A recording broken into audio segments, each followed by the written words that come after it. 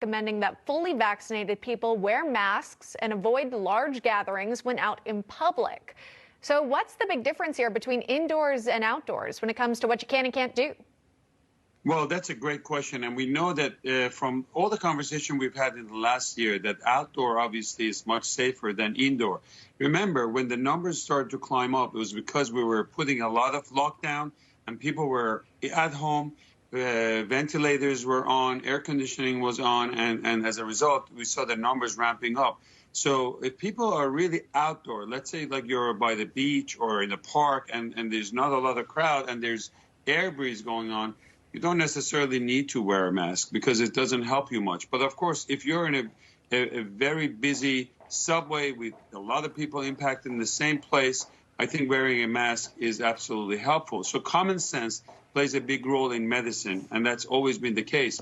But I think a great report by Logan is very, very helpful to people out there to know that if you've been vaccinated and it's already 2 weeks after the last dose, you should have enough antibodies to be able to see your grandparents, your parents, people who haven't seen you for almost a year or so without a mask. And that's really a great news.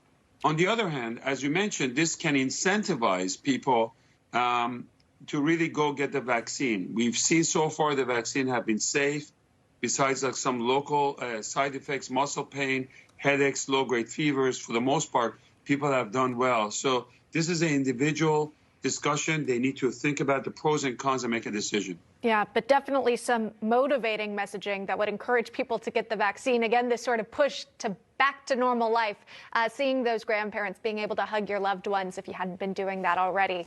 Some reassuring advice from the CDC. Finally, we've been waiting for it. But speaking of the CDC, it's not updating its travel guidance quite yet.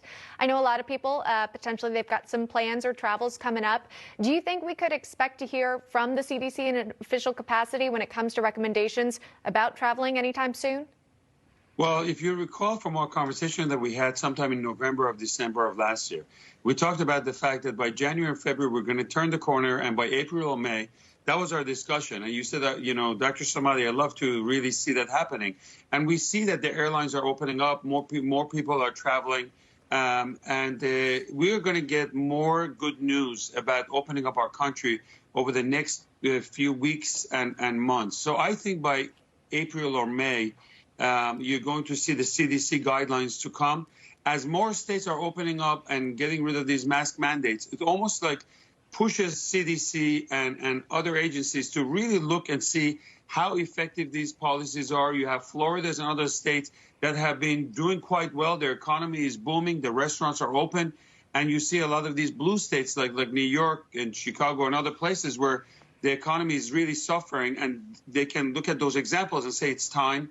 And let's protect ourselves, not to be, just casual and loose about the guidelines, but at the same time use common sense to save our economy and save people's lives. So I think you're going to see great